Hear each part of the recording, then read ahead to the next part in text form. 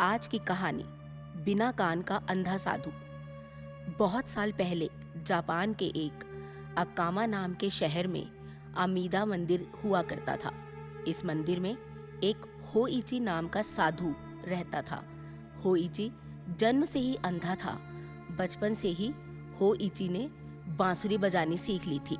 होइची एक हाइकी नाम के वंश की कहानी सुनाता था, जिसको सुन के जब वो दन्नौरा के युद्ध की कहानी गाता था तो लोग बहुत पसंद करते थे। एक बार गर्मी की रात थी। मंदिर के पुजारी और बाकी साधु किसी के अंतिम संस्कार के लिए गए थे और होइची मंदिर में अकेला बैठा बांसुरी बजा रहा था। तभी उसने किसी की आवाज सुनी। कोई उसे पुकार रहा था, होइची, होइची। कौन है वहां? कौन है? होइची ने पूछा। पास में ही एक राजा रहते हैं, मैं उनका दूत हूँ। राजा ने तुम्हारी बांसुरी बजाने की कला के बारे में सुना है और तुम्हें बांसुरी बजाते हुए सुनना चाहते हैं। मेरे पीछे चलो, मैं तुम्हें उनके पास ले चलता हूँ। होइची ये सुन के बहुत खुश हो गया कि इतने बड़े राजा उसकी बांसुरी सुनना चाहते हैं। ये आतुर होकर उसके पीछे चलने लगा। थोड़ी देर बाद वो लोग एक दरवाजे से होते हुए एक बड़े से कमरे में पहुंचे। वहां आ रही आवाजों से होइची समझ गया कि वहां खूब भीड़ है। किसी महिला ने होइची से कहा, हम तुम्हारा इंतजार कर रहे थे होइची, कृपया हमें हाइकी की कथा गाकर सुनाओ। जैसा आप कहें। होइची बैठा और अपनी बांसुरी बजाने लगा। पहले कभी भी होइची ने इतने दिल से बांसुरी नहीं बजाई थी। होइची ने आखिरी दृश्य के बारे में गाते हुए बताया, कैसे समुद्र की लहरें जोर जोर से नाव से टकराई थी। दोनों वंशों ने कैसे एक दूसरे पर आक्रमण किया, किस तरह से घायल सैनिक चिल्लाए। होइची ने इतने दिल से बांसुरी बजाई कि सभी को लगा जैसे उन्होंने वो युद्ध जिया हो। कहानी सभी के दिल को छू गई और धीरे धीरे पूरे कमरे में लोगों के रोने की आवाज आने लगी। जब होइची ने कहानी खत्म की तब थोड़ी देर के लिए कोई कुछ नहीं बोला।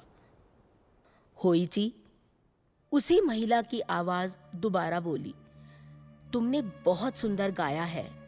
राजा भी तुम्हारी प्रशंसा कर रहे हैं। धन्यवाद, होइची ने झुकते हुए कहा।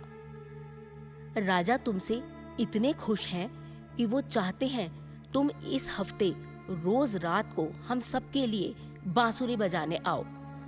वह तुम्हें अच्छा इनाम देंगे, पर तुम ये बात किसी को बताना मत, ठीक है? होइची ने उनसे वादा किया कि वह किसी को नहीं बताएगा और वापस मंदिर लौट आया। अगली रात फिर से राजा का दूत होइची को लेने आया। होइची ने फिर से बांसुरी बजाई और हाइकी की कहानी सुनाई। एक बार फिर सब लोग रो पड़े। इस बार जब होइची मंदिर वापस गया तो पुजारी ने उसे देख लिया और पूछा, वह सारी रात कहाँ था? होइची को अपना वादा याद आ गया और उसने बताने से मना कर दिया। पुजारी को उस पर शक हुआ और उसने सभी पुजारियों से उस पर नजर रखने को कह दिया। एक रात बहुत तेज बारिश हो रही थी और दो साधु मंदिर के दरवाजे पे बैठे बारिश देख रहे थे कि तभी उन्हें होइची मंदिर से जाता हुआ दिखा। वो दोनों उसका पीछा करने लगे, मगर होइची इतनी तेज चल रहा था कि दोनों साधु उससे पीछे रह गए। वह उसे रात के अंधेरे में ढूंढ ही रहे थे कि अचानक जोर से बिजली चमकी और उस रोशनी में जो उन्होंने देखा उसने उनके रोंगटे खड़े कर दिए। सम्राट अमोटुकु की कब्र के सामने बैठकर होइची बांसुरी बजा रहा था और उसके आसपास आत्माएं नाच रही थीं। साधु समझ गए कि ये उन हाइकी लोगों की आत्मा है जो कई साल पहले पास के समुद्र में मर गए थे। अंधे होइची को पता ही नहीं था कि वह किसके लिए बांसुरी बजा रहा था।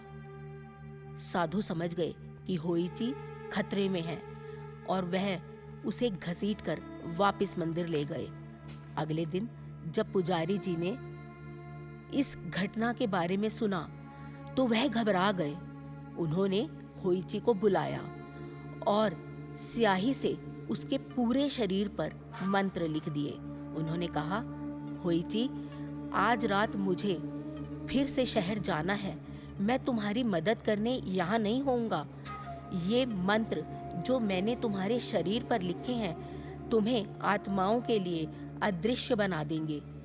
जैसा मैं कह रहा हूँ वैसा ही करना। अगर कोई तुम्हें बुलाए तो जवाब मत देना, चुपचाप बैठे रहना। जी, मैं ऐसा ही करूँगा। उस रात होइची को बुलाने फिर से कोई आया। होइची, होइची, मगर होइची चुपचाप बैठा रहा। होइची को बुलाने आई आत्मा को हवा में 2 कान उड़ते नजर आए। पुजारी जी होइची के कानों पर मंत्र लिखना भूल गए थे। आत्मा की आवाज आई, मुझे होइची तो नजर नहीं आ रहा, मैं उसके कान ही वापस ले जाता हूँ। और उसने जोर से होइची के दोनों कान खींच दिए। होइची के दोनों कान उसके शरीर से अलग हो गए और खून बहने लगा। मगर पुजारी जी की बात को ध्यान में रखते हुए वह चुपचाप बैठा रहा। भले ही होइची के दोनों कान काटे गए मगर उसकी जान बच गई। इस घटना के बाद होइची का नाम और भी मशहूर हो गया और लोग उसको बिना कान के अंधे साधु के नाम से जानने लगे।